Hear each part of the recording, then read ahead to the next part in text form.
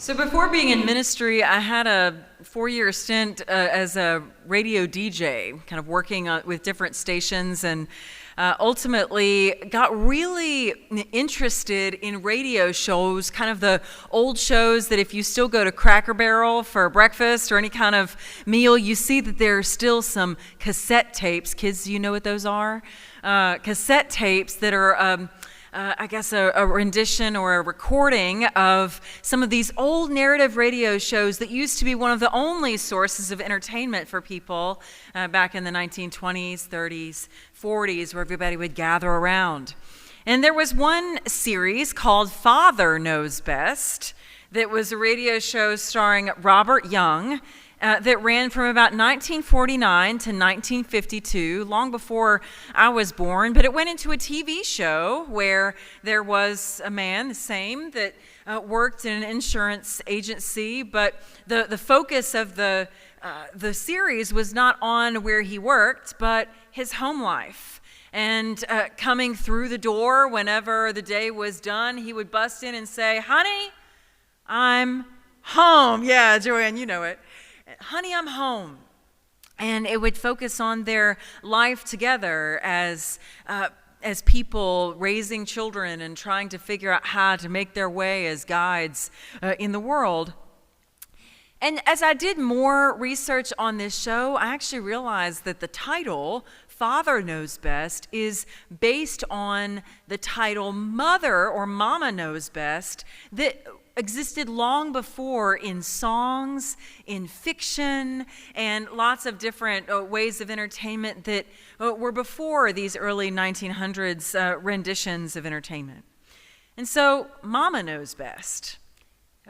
No matter which one you choose, there is a sense where this statement has echoed through the generations in various ways. Maybe it's your parents reminding you of that truth to be told, but it's everywhere.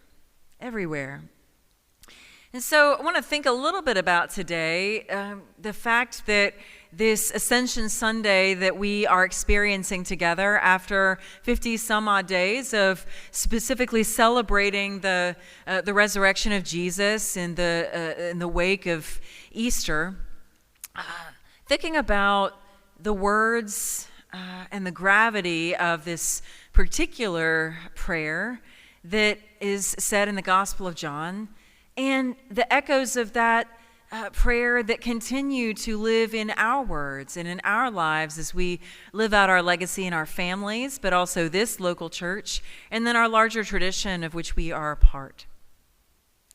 So when I was thinking about Mama Knows Best, I actually thought about our Methodist tradition.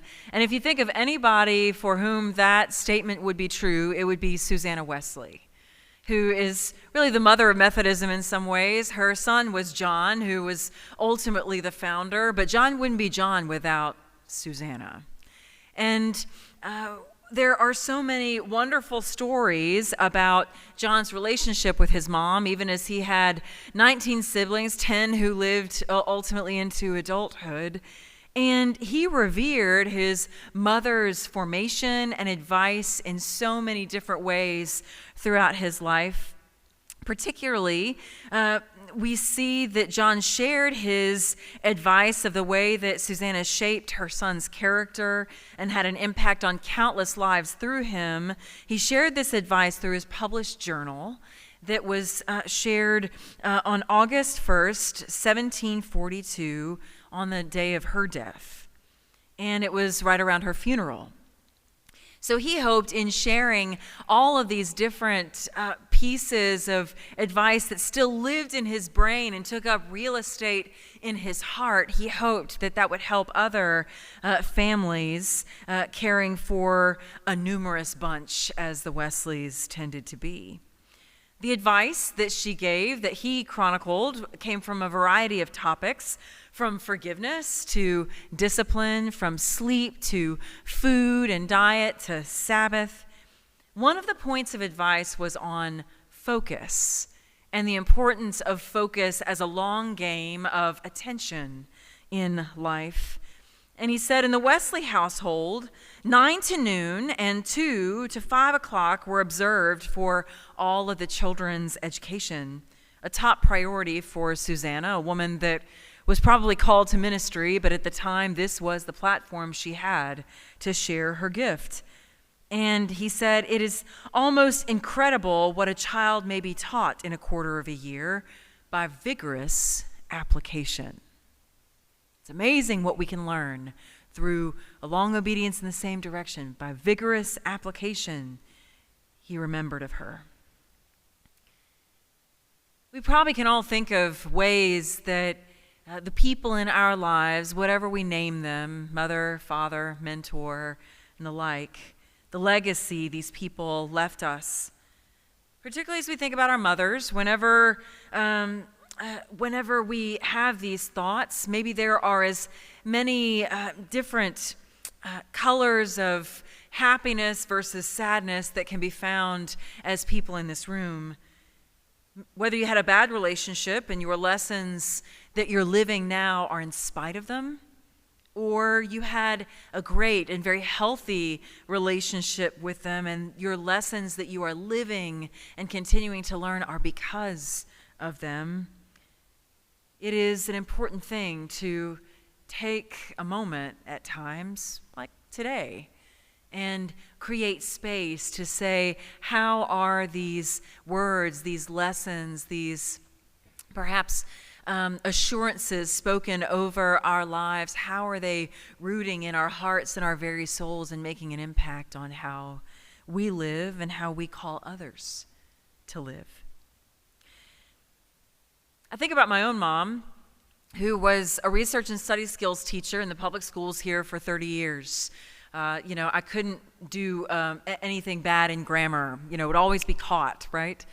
And she found herself every time I wanted to give up on something, whether it was just too hard or I didn't think I had what it took, or maybe there was a bully in my class or in the playground and I just didn't want to play that sport anymore or do this or that. She would always find a way to remind me of our call to stick to it, sweetheart. Just again and again, she would look deep in my eyes and just say, stick to it, sweetheart. You are more than enough. Step in tomorrow and trust that you're going to have all you need. And she would say that out loud, but also in other ways. Again, being an English and research teacher, she had a Post-it note whenever Post-it notes were just first a thing, right? And she would basically take that Post-it note and put it in my lunch sack. And it was usually on a sandwich that had a Ziploc bag, and it was the most flat thing you could put a note on. And it would have scribbled in very perfect cursive a very short sentence or word or phrase that would be a point of memory or delight or encouragement or challenge. And these words would just be love notes that would send me through the day. Maybe your parents have done that in some way, shape, or form as well. These notes would say things like, you can do this. When you don't have anything left to say, just be kind. You are stronger than you think you are. You are loved. In a way, she may not have known what she was doing for the long game of life, but she was leaving a legacy of mind narratives that were etched in the brain and in the heart that built and changed at least one life for the better. And for all of us, whether we find in our mama knows best moments that the advice is welcomed, asked for, or not, we at some point come, most of us, to the wise awareness that we can't always do it by ourselves, and that this advice of one who is for us is often welcomed and needed at just the right time. We need someone who is on our side. And so as we hear the scripture today, as Frank read it for us, it is a word from Jesus who, like a mother, is standing as God incarnate for us by our sides in that time and in a timeless way through these words that stretch across the generations. It is a prayer that is offered in the purest form of love for his followers. Hear it again, just a small snippet of it, and see how it might resonate as words for you. All I have is yours, and all you have is mine. And glory has come to me through them. I will remain in the world no longer, but they are still in the world, and I am coming to you. Holy Father, protect them by the power of your name, the name you gave me, so that they may be one as we are one. I hope this prayer resonates for you in some way. Maybe today, in the stage of your own life and your own relationship with those who have spoken those words to you in the past, maybe it hits a little different. You may be sitting by your mom right now. I see some of those elbowing each other, right? You're sitting by your mom right now, and maybe you have forgotten that this woman has been speaking that prayer either vocally or silently over you over the course of the years of your life. Maybe she's never said it, but it's been happening in all sorts of verbal and meditative of ways. Maybe you texted your mom or called her this morning and she seems like she is geographically a world away. Or perhaps she's dealing with some issues of dementia and she might be right by your side, but not quite here in the same way as she once was. This prayer has been spoken from her heart to your life too. Maybe, like me, your mother has passed on from the divide between this life into the next, and perhaps those words seem permanently done and closed. And yet still, friends, I firmly believe that God's love through these people we cherish work beyond death, and these souls continue to speak and whisper this love, this desire for us to know all love and truth and peace in believing these echoes, these whispers continue to reach us across the divide. And they certainly reach God's ears and God's very heart too. This sermon of Jesus in the Gospel of John is an encouragement for remaining in the world. No matter how wonderful or difficult this world may be right now. These words were addressed to a community that, for good reason, with all of the occupation and all of the ceaseless violence and corruption that was happening around them, they were pretty much ready to be done with it for, again, good reason. We all share some of that level of exhaustion with what we face today. Maybe you share with me those frequent feelings at times of despair over our inability to speak in assurance or goodness or even make a difference with what we face in this moment. But friends, I hope we can believe that part of the difference that God has sent into the world is through the formation that we have received through these voices, through these prayers, and that we are the very ones who are in existence today to make that difference as we can by not giving up, by sticking to it, sweetheart, and by actually believing the words that are on whatever note or word that we have been given by those we respect, revere, and who have cared for us.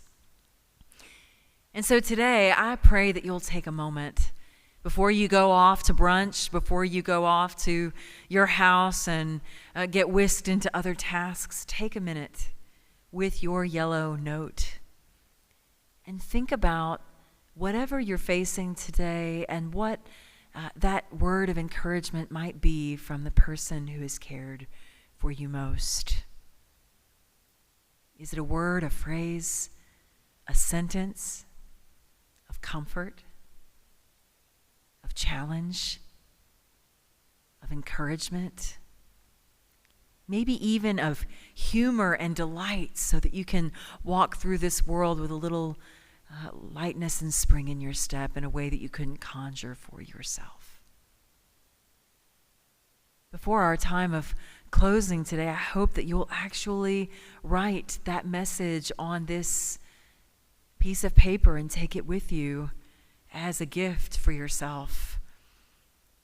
I know I have this message for my own life and the life I'm continuing to lead with my own kids, and I pray that it will be a blessing for you so that we can together on this Ascension Sunday believe in our call to stick with it through the stress, the malaise, and the struggle of this beautiful, sometimes horrific creation that it can bring to us. That in the legacy of our church that forms us, that has been made by Susanna and John, through the legacy of your own people and the love they spoke into your life and continue to at times, and through the gift of Jesus Christ, who was resurrected and now rises again and finally for us to sit and watch over all we do, ascending to the Father. In all of those gifts and more, we have all we need. In the name of God, who was and is to come. Amen.